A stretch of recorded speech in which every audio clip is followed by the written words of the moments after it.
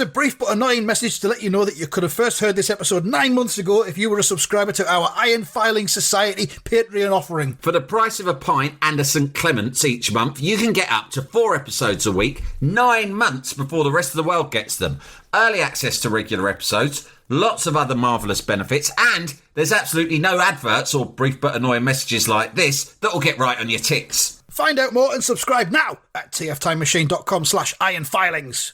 Here we go, here we go, here we go, here we go, this is it!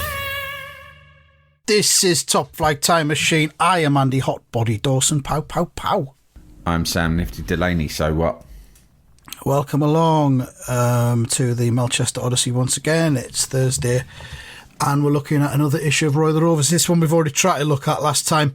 I have in my left hand the 1st of September 1984 issue of Roy the Rovers. With a nice yellow band across the top, and in letter-set, which we discussed last week, the standard letter-set font, Arsenal start in sign please. We recorded that about 3 weeks ago. I can't remember who it was now. I've genuinely forgotten who it was. Yeah, I've forgotten too. It was Paul Mariner. Of course, yeah. It wasn't really an Arsenal star. Paul Mariner's dead now, isn't he? Paul Mariner's dead, yeah. Nice guy by all accounts. So they say, yeah. Oh well. Gone too early. There's no age, is it? 69. Okay, that's a moment of reflection there. It was nice that we had a bit of silence there for Paul Mariner. Yeah. We've stopped doing that thing that we started doing at the beginning of the episodes. Oh, yeah. And who are you? And how have you been? We'll bring that back. Have you had your breakfast? What was it? No, we're going too far now. Could take up a whole episode with questions. It's the most important meal of the day, you know. Have you done your morning stretches? I hope so. So on the front page, we've got... let's just see what's been going on. It says the arrival of Jeff Boycott as chairman of Melchester Rovers. Yes! Just let that line breathe for a little bit. I'll say it again. The arrival of Jeff Boycott as chairman of Melchester Rovers had a galvanising effect on their young midfield star Jimmy Slade. It would do, wouldn't it? Who was desperate to make a big impression on the new chairman. For some reason, Jimmy Slade has lost his mind over the fact. If I was Roy, I'd be asking why it's taken this for Jimmy Slade to raise his game. Yeah. And You've why been playing not for me. I'm a fucking absolute legend. Never mind fucking Am I Boycott. not enough for you? Am I not enough, Jimmy Slade? Why is it taking Jeff fucking Boycott? Sorry, Gaffer. I've just always been a big cricket man. Growing up, I preferred cricket to soccer. Fucking hell. You must remember that spunk deflection. You must remember the spunk deflection shield I brought along a couple of years ago in that summer game. Yeah, I wondered why you had such professional kit. That's why. Devoted my whole life to emulating Mr. Boycott. I thought we'd come back to that eventually. It seemed a bit unusual at the time. Jimmy Slade, who was desperate to make a big impression on the new chairman. I hope that's not a euphemism for spunking on him. It might be. Hey, Slady, no spunking on the chairman. Yeah? Remember the trouble you got us into when you tried to fucking spunk all over Alf Ramsey when he was here? You know the rules. In the shower or in a sock. Not in the player's bath. In a shower, in a sock, or always keep it in your cock. That's the rules on spunk round here. Now keep it tidy, be a dear.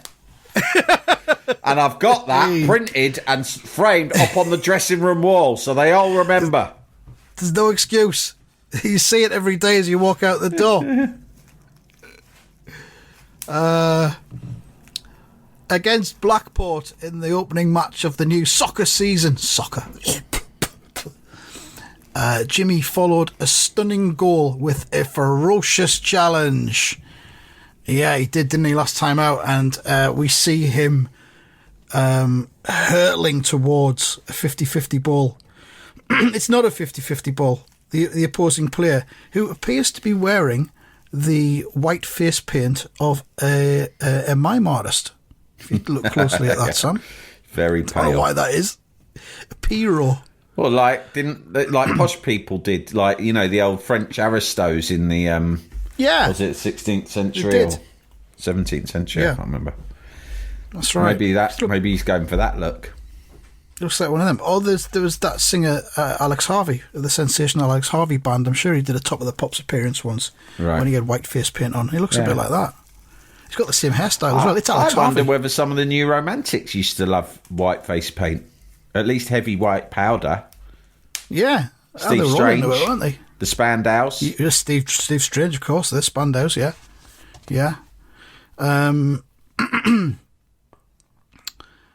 Right, so anyway, we're getting distracted by Spandau Ballet yet again. Yeah.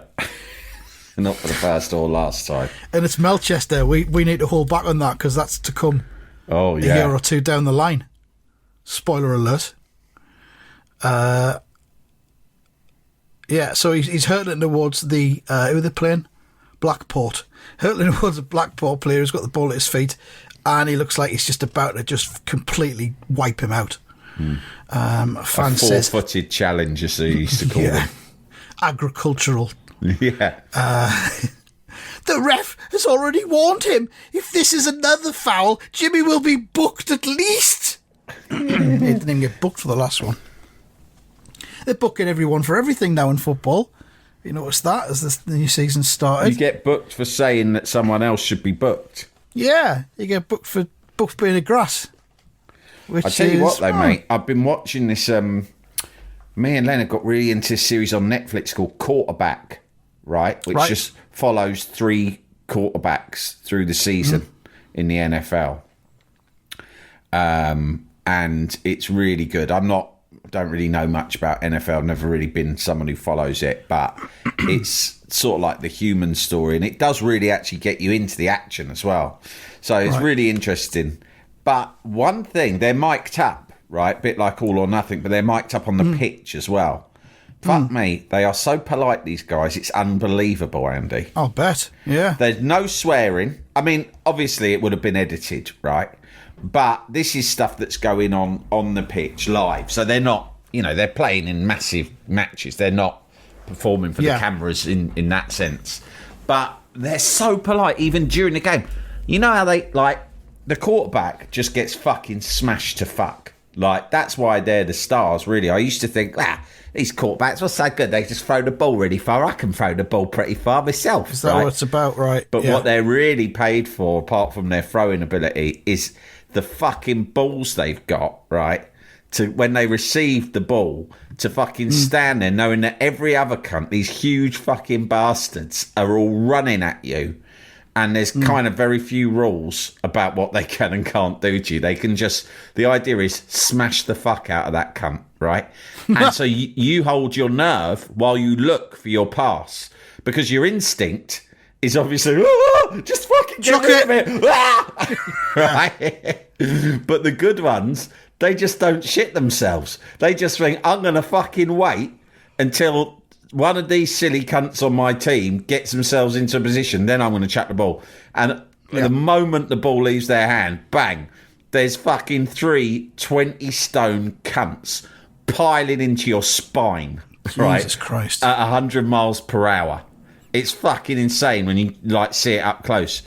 And they go, the main one, who's like the number 1 quarterback in the world, what's he called? I'm going to have to fucking... Is this the guy that's just gone to Birmingham City as an advisor? No, well, that's Tom Brady, who's the best ever. Is he a quarterback? He's the best quarterback of all time. He carried on playing in the NFL till he was 45, that cunt. Yeah. And he was still, brilliant. Getting smashed into. Yeah, but he apparently, he sort of revolutionised the way that they... he revolutionised the way in which they sort of... They quarterback. Conditioned themselves and stuff like that. Right, he was the Arsene Wenger. He was an Arsene Wenger type of guy, yeah. But this guy at the moment, why can't I remember his name?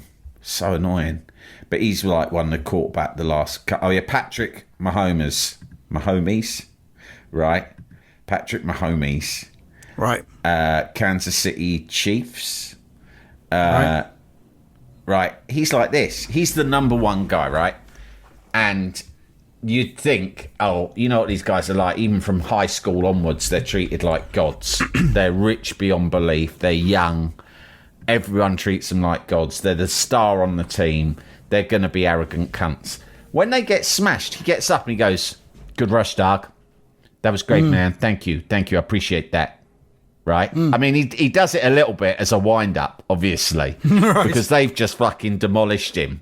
And it sort of must be a bit annoying that he gets up and he's just really polite. And sometimes he thanks them because he's like, they could have gone harder on me. So I'll compliment their game because I think it might put them off going too hard on me next time, harder than they need to.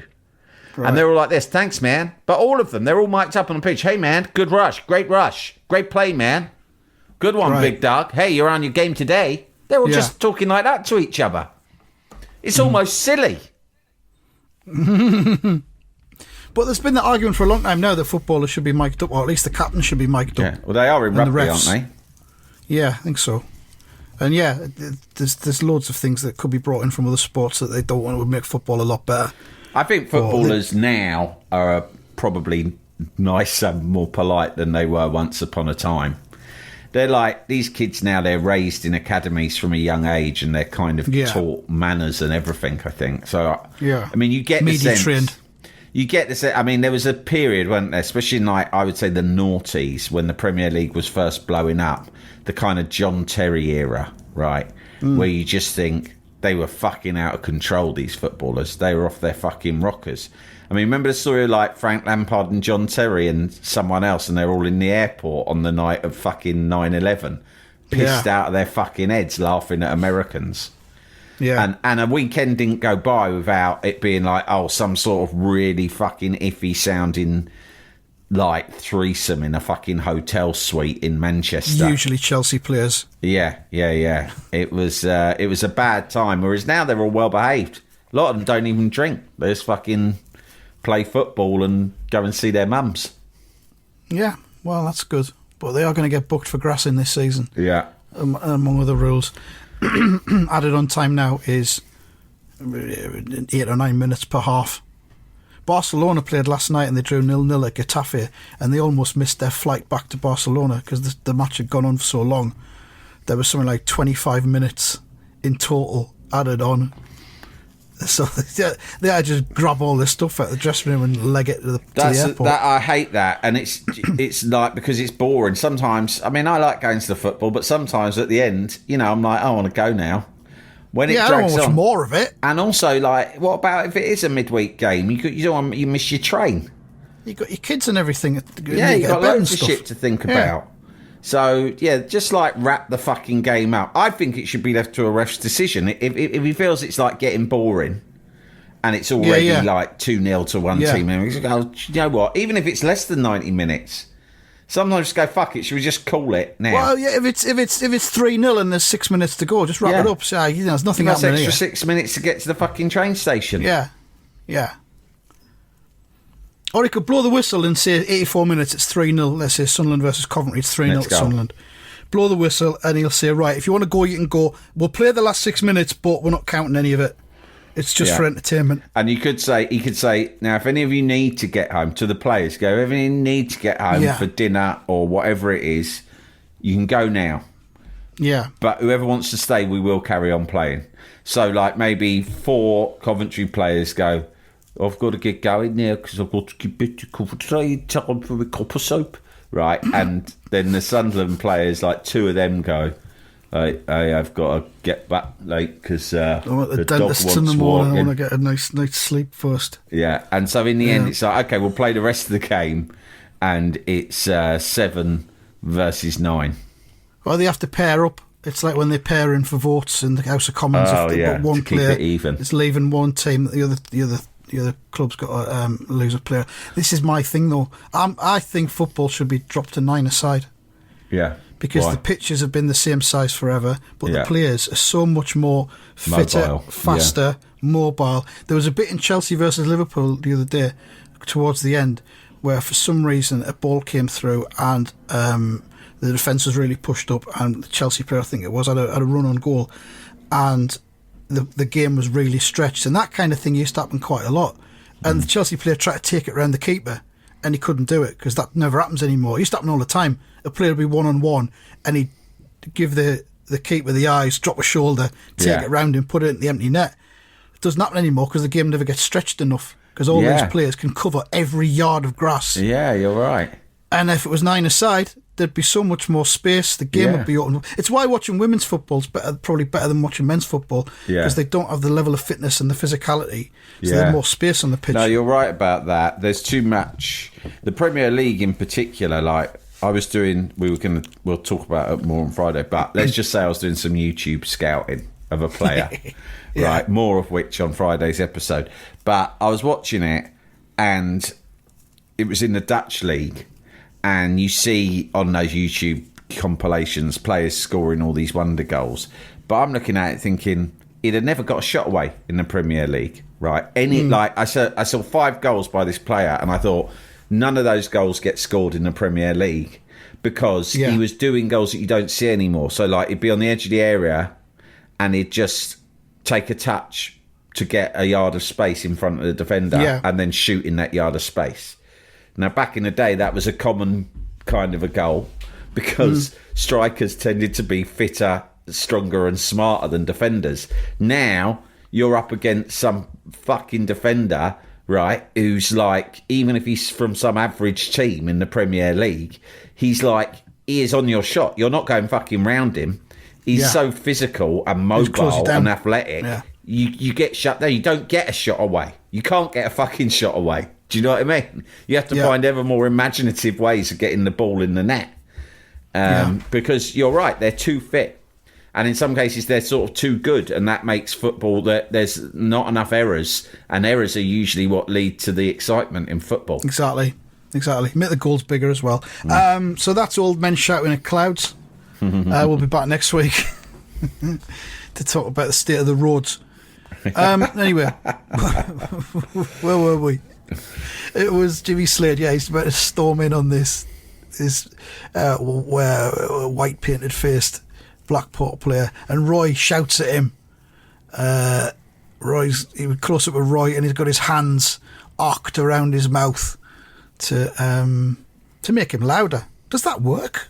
It must do, otherwise people wouldn't do it. And he shouts, "Cool it, Jimmy Slade, and that's an order." Jimmy Slade doesn't have time to respond to Roy's direct instruction. It says, as Roy's yell caused the startled Jimmy to hesitate. So he does a little bit. He pulls out a little bit.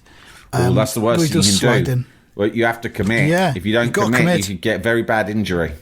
Same with podcasts. You have to commit all the way. You've got to go all in. Yeah. We're a lot like top-level footballers in many ways. Elite. As Roy's yell caused the startled Jimmy to hesitate. Thank the stars! Jimmy missed him! And Jimmy does slide in, but just pulls out a little bit and goes, "What the?" And the winger of Blackport just, excuse me, just lifts the ball over Jimmy as he slides in and dances over him. It's a lovely little move by the looks of it. Great bit of illustration by David Skew. Yeah, it's lovely. Their winger's still in one piece, and he's clear. And now, as we turn the page, I'm shocked. Yeah. I'm shocked and disappointed. Well, it's black and white. It's black and white. I feel shortchanged. Did we have black and white last time? Yeah, because we were going to get in touch with David Skew and ask him. No, not David Skew. What's Barry his Tomlinson. name? Barry Tomlinson. Barry Tomlinson actually replied to a tweet about us. Oh, yeah. A couple of weeks ago. Worrying. He does follow us, and I don't know how much of this he listens to. Probably not much. He might have given it a go once and just thought... Oh. Yeah. He's thought, I see what they're doing there. It's not for me.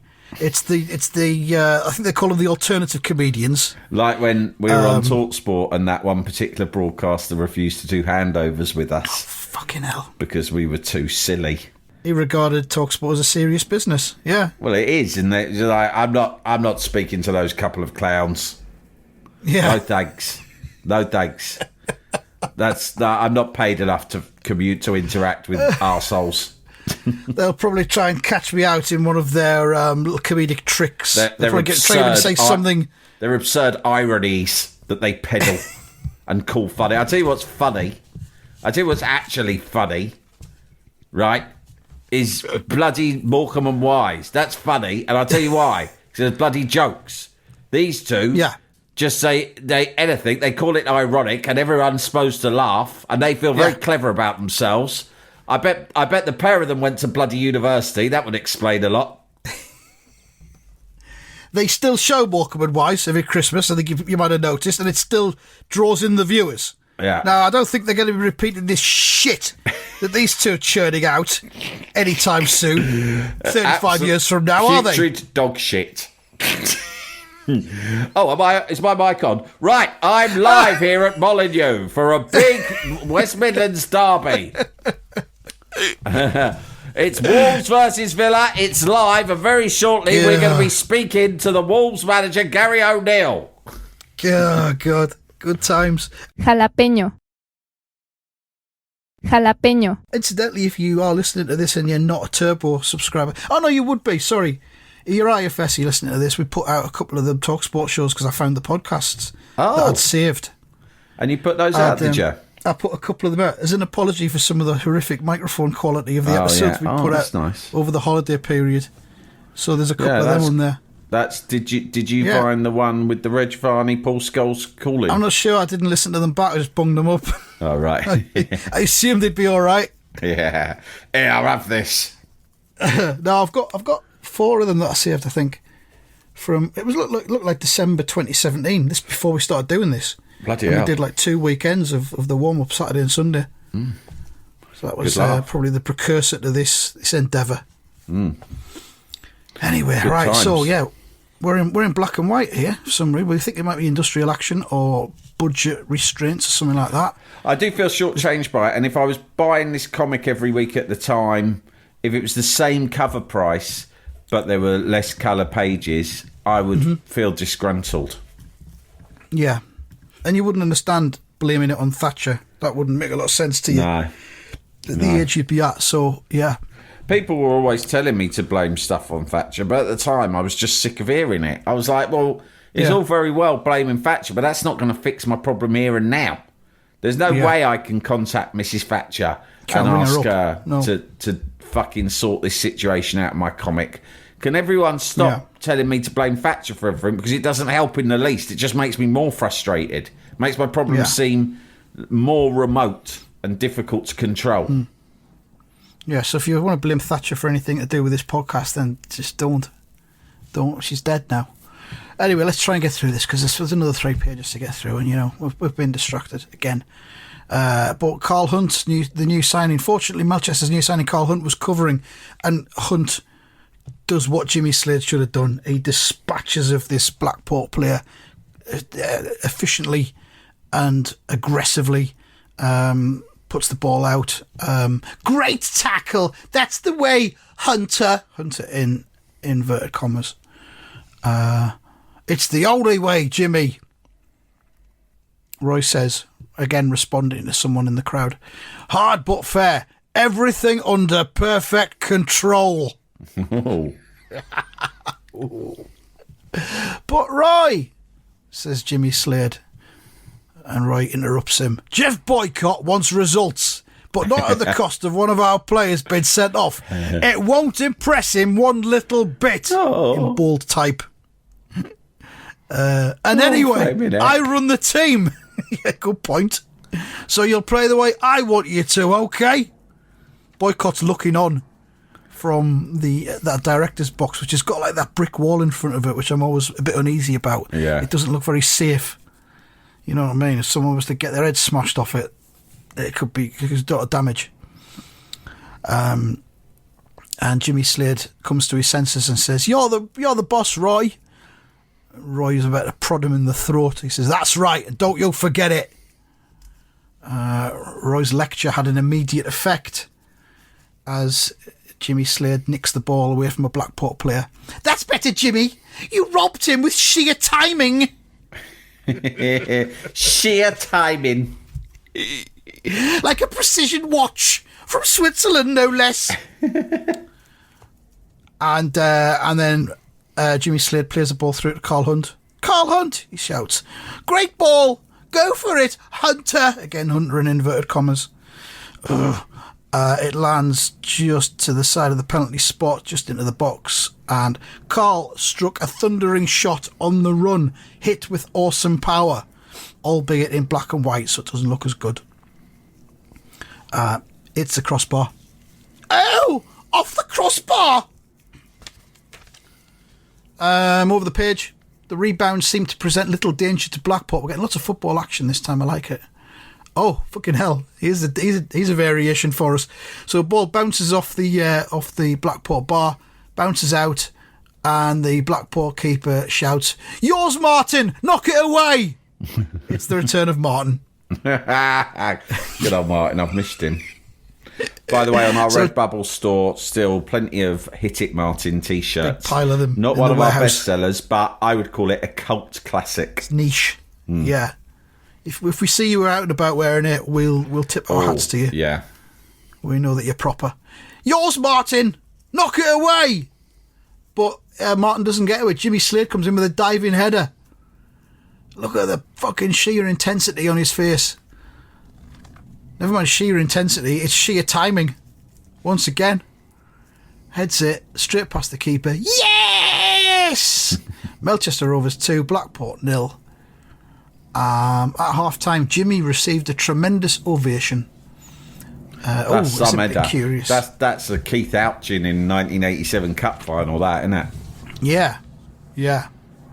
Here's a curious little bit of information. One of the fans says, "What a display! The England selectors should have been watching that." Weird. The England selectors, that's from the time when England... But it used to happen, the England squad was selected by... Yeah, but not in the 80s. Like in the 1950s. I thought not, but this is fucking 1984. What's that Bobby about? Robson was in charge. Maybe he had Don Howe, Dave Sexton and all the other lads. Fred Street. Remember Fred Street? Fred Street, of course, the physio, yeah. Or trainer, as they were called, because they had a sponge in a bag and nothing else. I think they England didn't have selectors. qualifications in physiotherapy, a lot of them, back then. They were just I learned on the job, you just put ice on things. Yeah. The England selectors, the International Select Committee. The last time they were used, it appears to have been 1939. Yeah, because then it was, what was his name? William Wilberforce? Walter Winterbottom. Oh, that's it. William Wilberforce. Yeah. Who was he? He was someone else. He single-handedly slaughtered the entire group of England selectors, didn't he? Yeah, he took them all out one by one. It was a bloodbath. It was like methods. The Night of the Long Knives. Well, he poisoned one. Yeah. He garroted one with a cheese wire. Yeah. I think one of them he killed in the woods. One he suffocated with a pillow in his sleep. He lured one of them into the woods for sex. Yeah. And he killed him. But there was about 6 or 7 of them. He did a Felix Dennis on one of them. He lured them to a cliff top and pushed him off. Yeah, I need to meet you. No, it's nothing funny. I just need a chat, bit of a catch-up. Where? Do you know Beachy Head? Meet me there, right on the edge of the cliff. Yes, it is quite windy tonight, isn't it? But don't worry. Wear a hat. It'll be fine. And the other two he ran over in a van. And that's that how was the end the of the modern England manager role was created. Fucking hell. A weird reference to put in 1984. Whether it's the cricket-related thing, because Jeff Boycott's in charge now, I don't know whether that's the idea, but it doesn't land as a gag, does it? No, it's really strange. Because then it says, Jeff Boycott should be pleased anyway. I am not pleased. I am never pleased, and that is the secret of my successful life. I am reasonably content. Feeling More pleasure is is for the achievable. weak and unsuccessful. As Roy glanced up towards the director's box, he thinks, no sign of him. Looks like Jeff left the ground before half-time. But the new chairman wasn't far away. There he is again. He's in the fucking dressing room again, like he was before the game, upsetting everybody. And he says, a pleasure to watch, lads. Just the job. Vic Guthrie says, I think it's Vic Guthrie. Aye up, he's still here after all, outside our dressing room. Blackie says, waiting to congratulate us, I hope. Blackie's so Jeff needy. He'll be in a congratulatory mood. Blackie's so needy, like, not just with Roy, but basically with everyone, isn't he? Yeah.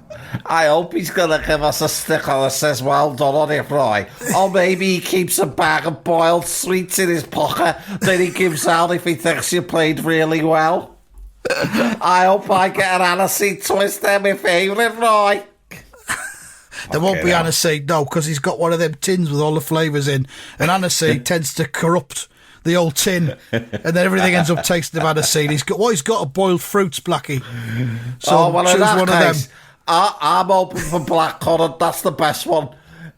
Second best raspberry. The worst, probably lemon. Too bitter for me. Too bitter. I don't mind a lime. That's all right, but it's not ideal. If that's all that's left, I don't mind getting the last one. The rest of the lads can get their choice. Orange, that's sort of in the middle somewhere. It's kind of meh, you know. Ultimately, I just want aniseed, so anything else is going to be a letdown. But the other lads can pick I've got it face. in my head now. I saw him and I just started picturing him with a bag of aniseed twists in his pocket. And now it's just, I've got to take, you know, when you get to taste something like, stop it, Yeah, look, stop it, Blackie. Stop making that stupid fucking noise with your mouth. It's Jeff's first week. I'll try and get him to bring some aniseed next time, just for you. Will you have a word with him? Get whatever there is. He perhaps doesn't know that I love aniseed twist, but you could tell him maybe. All right, I'll try. If the moment arises, I'll try. Has he got dossiers on all of us with all of our facts and figures in? Because he can put that in mine. Favourite sweets, aniseed. Does he know about my insecurity issues, Roy? I'd like it if you told him, because then he can factor it into the way he communicated. He soon will, don't worry. I'll brief him fully on you. So he says, wait to congratulate us, I hope. And Duncan Mackay, aye, we've had enough trouble from chairman who tried to tell Roy how to run the team. Cunts, all of them, to a man. To a man. Stuffed suits. Slags. Yes, man.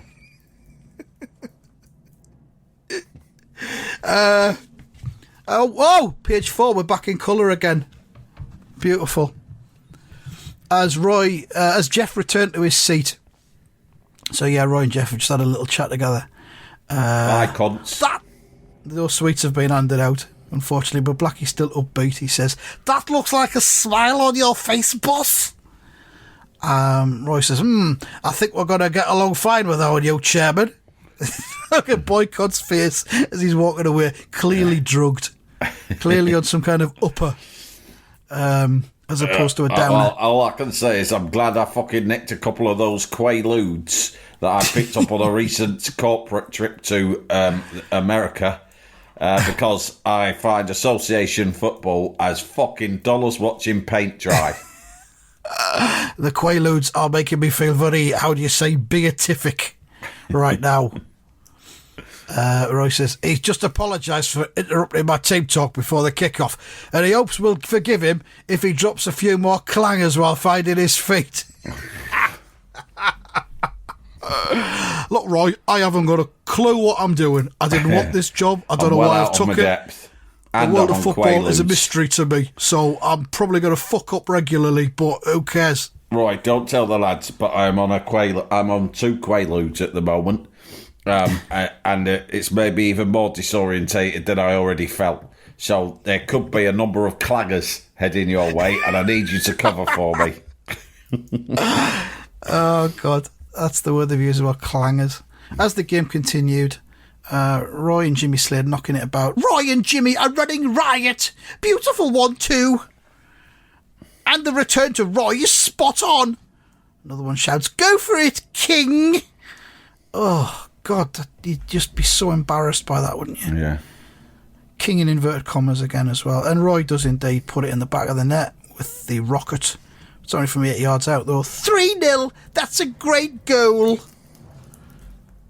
They should both be playing for England. They're doing a little dance together.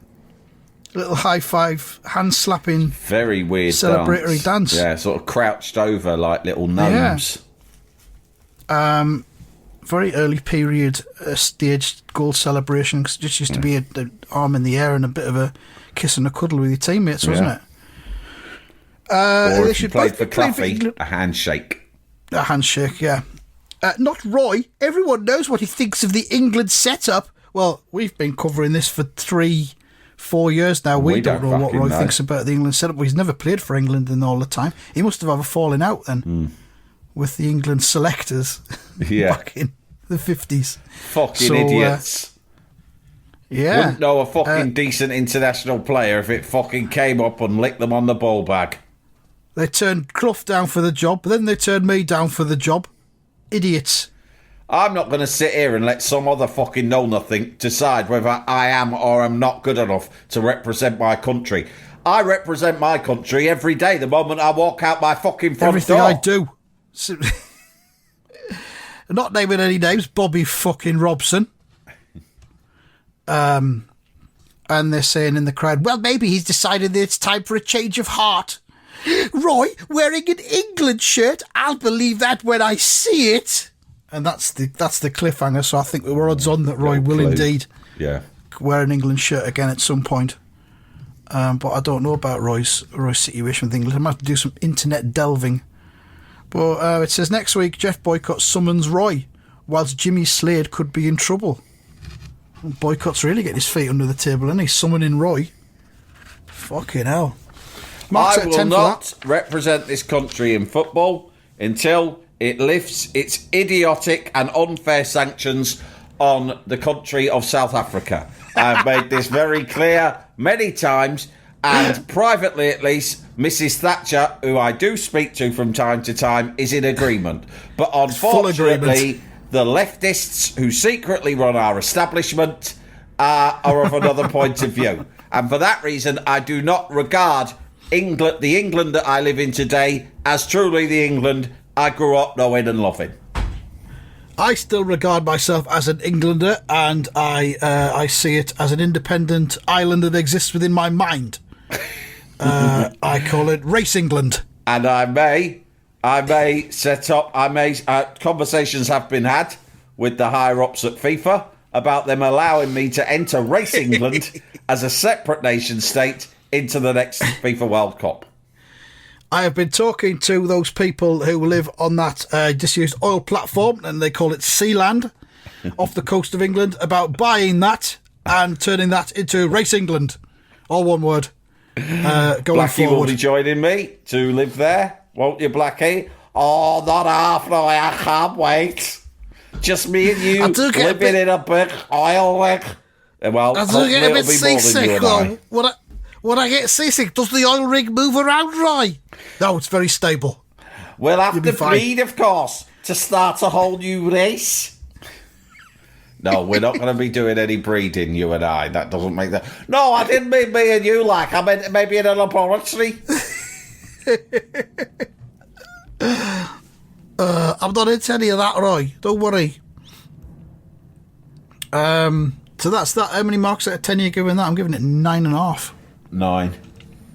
Great 9 from you. boycott content. Great football in action. Strong. Yeah. Very, very good. And we'll find out what happens next time. So tune in then, if indeed that's how you listen to a podcast, by tuning in. I'm not sure how or what people... I've never listened to a podcast before. I don't know what you do. But there you go. Thanks for listening, and goodbye. Goodbye.